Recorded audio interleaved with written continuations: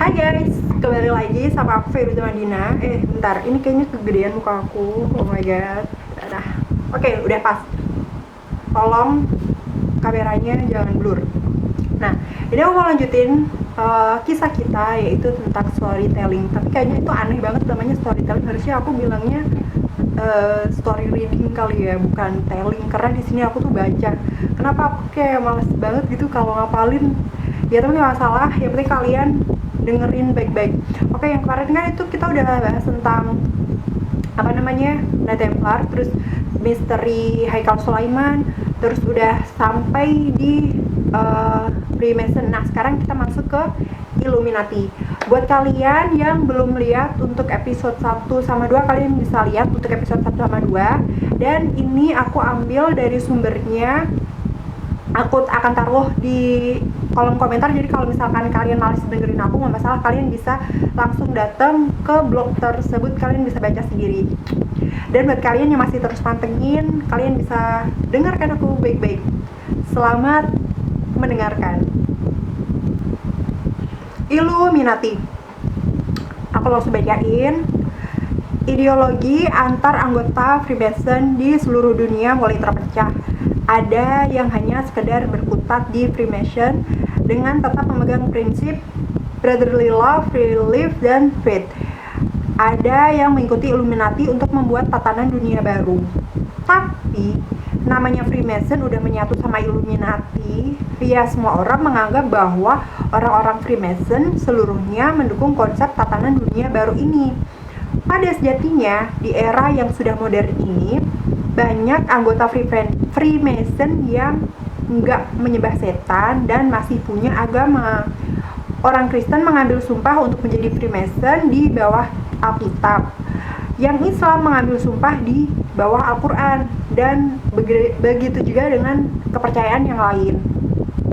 Dari berbagai literatur dan penuturan mantan-mantan anggota Freemason yang keras kepala mau bikin tatanan dunia baru ini, ya anggotanya Freemason yang emang keturunan langsung dari Knight Templar. Nah, sedangkan yang hasil rekrutan kebanyakan di brainwash aja, dan banyak yang keluar karena pemikirannya udah nggak sejalan. Dianggap berkhianat, nyawa melayang. Kasus paling terkenal mantan anggota Freemason namanya William Morgan. Kasusnya dikenal dengan nama Morgan Fair, yang keluar dari Freemason, mau bocorkan agenda Freemason yang udah makin sesat ini. Nah, itu rencananya dia mau buat buku gitu, geng. Nah, dia itu tewas dibunuh sama 3 anggota Freemason di tahun 1826. Di bawah Illuminati ini ada lagi perkumpulan lainnya, atau kita bisa sebut inner cycle lainnya, yang juga perkumpulan rahasia, yaitu Skull and Bones, Komite 300, dan The Bilderberg. Dan masing-masing punya agenda yang spesifik. Terus mereka pakai simbol-simbol dari kakek moyang mereka, keluarga Fir'aun dari Mesir berupa mata satu dari dewa matahari Ra, segitiga simbol piramid sebagai bangunan dari leluhurnya. Simbol-simbol dari masa lalu ini juga biasa dipakai sebagai simbol dan kode rahasia antara mereka. Misalnya kayak obelisk, burung hantu, lidah api, kupu-kupu raja, tengkorak angka 13, angka 666, dewa Ra, terus dewa Anubis, dewa Isis, Baphomet, pentagram, dan lain-lain. Simbol-simbol ini sebenarnya udah banyak dipakai semenjak Freemason, tapi lebih dikukuhkan lagi sama Illuminati, terutama yang segitiga dan mata satu itu. Mungkin menurut orang awam simbol-simbol ini kelihatan biasa aja, tapi untuk mereka amat sangat penting, soalnya itu jadi kayak alat komunikasi rahasia mereka. Simbolnya kayak apa aja, ini aku tampilin di layar, kalian bisa lihat ya. Nah, Illuminati mulai berkembang.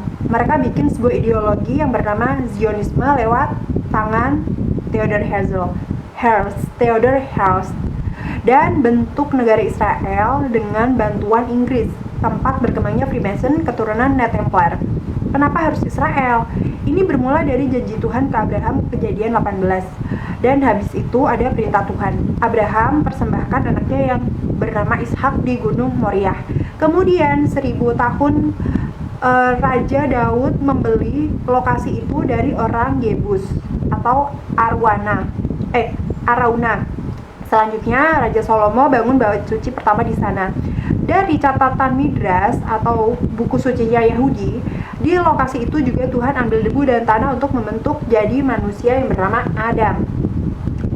Juga lokasi pendirian pertama mezbah untuk Nuh sebelum mezbah di Ararat, dan lokasi di mana Yakub ngelihat langit terbuka dan ada tangga untuk malaikat turun naik. Jadi tempat ini benar-benar tempat yang bisa dibilang suci dan agung. Mereka, orang Yahudi dengan ideologi Zionis ini, licik sekaligus pintar. Misalnya, mereka yang tinggal di Jerman dan dipelihara pemerintah Jerman, tapi di Perang Dunia I berkhianat dengan minta imbalan ke Inggris. Musuh Jerman yaitu tempat tinggal sendiri untuk kaum Yahudi, yang alhasil di Perang Dunia I Jerman kalah. Akhirnya, waktu Adolf Hitler jadi pemimpin Jerman, mereka yang licik ini dibantai semua yang sekarang kita kenal dengan nama Holocaust. Tapi yang masalah ini nanti aku sebutin lebih lengkapnya itu pas nanti aku mau bahas tentang keluarga keluarga terkaya di dunia, Rothschild. Nah, itu nanti lebih jelas daripada ini cuman sekilas doang, oke? Nah, semua itu berawal di tahun 1934 sampai 1945, tahun keemasannya Hitler. Sehabis peristiwa Holocaust, banyak bangsa-bangsa Yahudi yang masih hidup diusir dari Jerman. Di saat terdesak, orang-orang Zionis nagih janji nih ke Inggris, mana tanah kami. Sialnya, waktu itu Palestina ada di bawah kekuasaan Inggris. Ditaruhlah mereka ini di dekat Palestina. Tapi untuk sebagian besar sejarawan dunia yakin kalau ini memang keinginan Yahudi Zionis untuk ditaruh di Palestina. Ya, karena tempat ini suci dan agung. Apalagi ada Bukit Zion atau Gunung Zionnya juga. Jadi dari awal Inggris menguasai Palestina itu memang udah ada skenario yang tersusun rapi. Ya, jadi bisa dibilang Yahudi Zionisme yang berpaham Satanisme ini adalah salah satu wujud dari Illuminati. Mereka yang selain dari darah Yahudi itu dipanggil Goyim. Jadi kita ini dipanggilnya Goyim atau Gentiles, yang artinya manusia setengah hewan. Soalnya bagi mereka, kaum Yahudi yang benar-benar manusia di luar Yahudi setengah hewan, ibarat hewan peliharaan yang bekerja untuk tuannya. Sedangkan untuk kaum Yahudi yang believer, yang bukan Zionis, dari dulu memang pengikut setia para nabi dengan agama Hebrew mereka, yaitu Taurat Israel. Nah, maka dari itu, rabi-rabi ortodok Yahudi, kayak rabi-rabi kelompok Neturei Karta, ngebela kemerdekaan Palestina dan amat sangat marah sama Yahudi Zionis ini karena udah bikin buruk nama Yahudi di dunia. Menurut pengakuan dari rabi ortodok di sana, kaum Yahudi nggak boleh mendirikan negara tapi harus berbaur dengan masyarakat luas. Terus mereka juga bilang waktu zaman dulu semua hidup berdampingan dan damai, tapi waktu adanya Zionis mereka antara Yahudi dan Arab terpisah sama fitnah ideologi ini sampai akhirnya terpecah dan perang. Pembentukan Zionis yang menunggangi umat Hebrew ini banyak ditentang para rabi karena akhirnya seluruh agama menganggap semua Yahudi itu nggak punya hati. Makanya para rabi marah dan menentang Zionis karena perbuatan satu kelompok merusak semuanya. Zionis menunggangi mereka yang sebenarnya baik, dan yang paling tercuci otaknya adalah Zionis ini Yahudi beraliran ultra nasionalis atau sangat nasionalis. Untuk mereka yang kontra sama Zionis ini, kebanyakan dari sekte Neturei Karta didirikan di Yerusalem, di negara yang waktu itu masih bernama Mandat Palestina, yaitu tahun 1938. Jumlah anggota mereka nggak diketahui pasti, tapi diperkirakan ada sekitar 5.000-an anggota yang tersebar di Israel, New York, sampai di London. Secara garis besar, mereka ini keturunan Yahudi Hungaria yang tinggal di Yerusalem waktu abad ke-19. Di akhir abad 19, leluhur anggota abad Neturei Karta ini mendirikan pemukiman baru di kota Temok, kota untuk ngurangin kepadatan Yerusalem. mereka amat sangat benci sama Zionis karena mereka ini menentang pendirian negara Israel dan menuntut untuk dibubarkan, kemudian membuat Palestina merdeka. Oke, lanjut. Zionis itu paling suka sama orang-orang yang beragama radikal, dan mereka terus membuat agama terkotak-kotakan. Mereka mengadu agama lewat pembuka agama, mencuri hati, bahkan mendanai demi tujuan yang licik. Agama diturunkan untuk manusia menjadi penyayang, demi kebaikan, kebenaran, keadilan. Agama lahir untuk kita bisa mengerti dan toleransi dengan tujuan menghormati perbedaan. Itu ajaran Tuhan lewat para nabi. Kerukunan beragama di dunia bisa terpecah belah karena ideologi Zionis ini. Mereka penebar kebencian dan fitnah, adu domba, perselisihan, ya itu hobi mereka. Nah, di Yahudi itu ada Zionis. Di agama lain, terutama Islam dan Kristen, mereka juga bikin orang-orang satanis dengan tameng agama. Nah, di Islam itu ada yang namanya ISIS yang benar-benar melenceng dari Islam. Di Kristen dengan plot dan modus yang sama ada bentukan Ku Klux Klan yang menyembah setan. Terus simbol mereka salib terbalik dan menentang warga kulit berwarna selain hitam, bahkan dibunuh.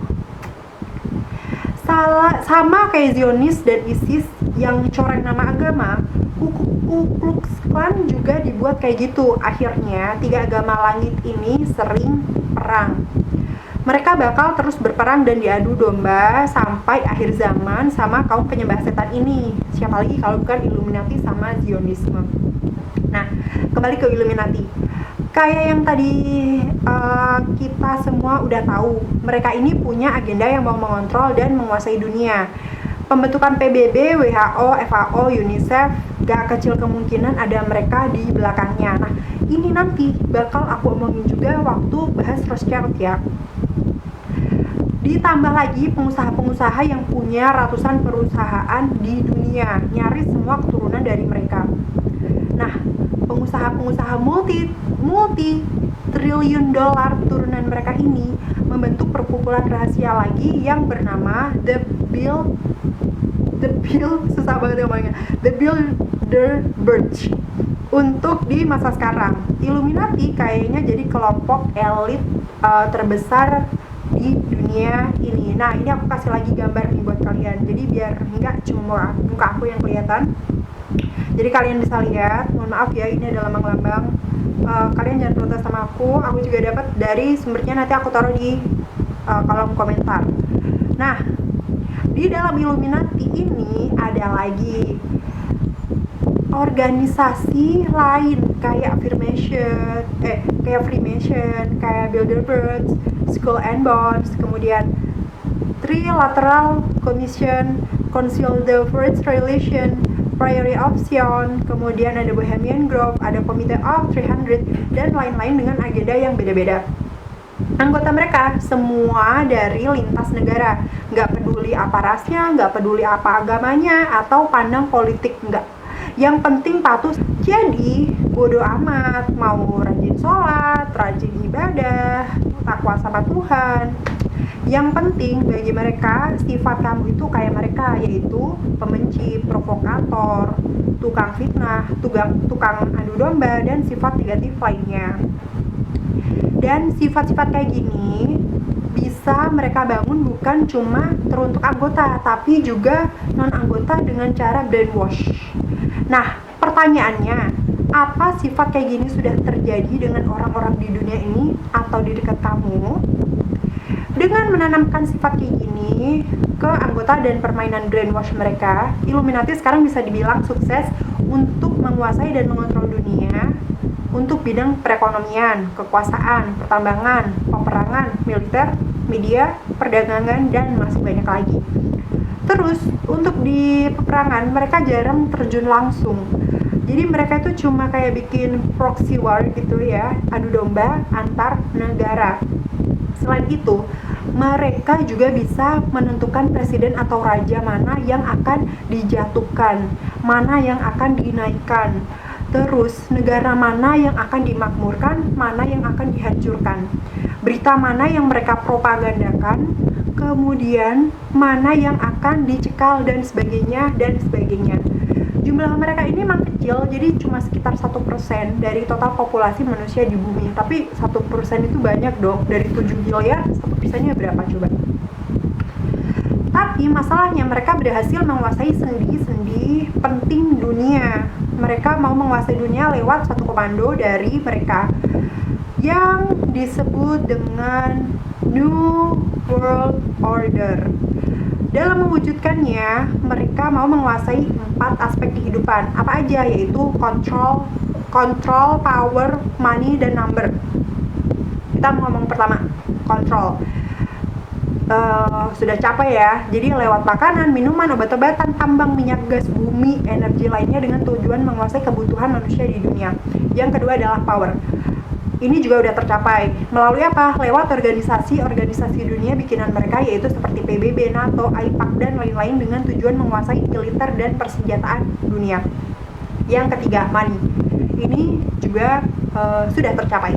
Lewat perdagangan melalui World Bank, IMF, Federal Reserve, dan penguasaan aset, mineral alam, dan logam mulia, serta sebagainya dan sebagainya.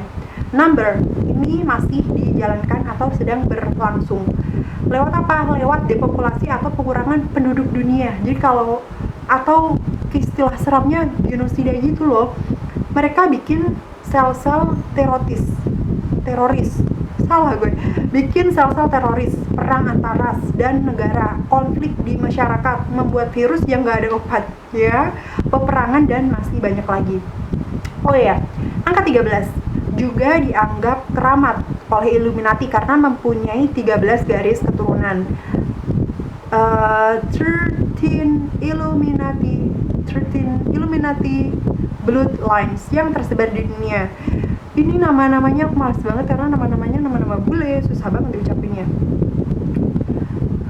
Pokoknya nanti aku tulis di sini aja deh.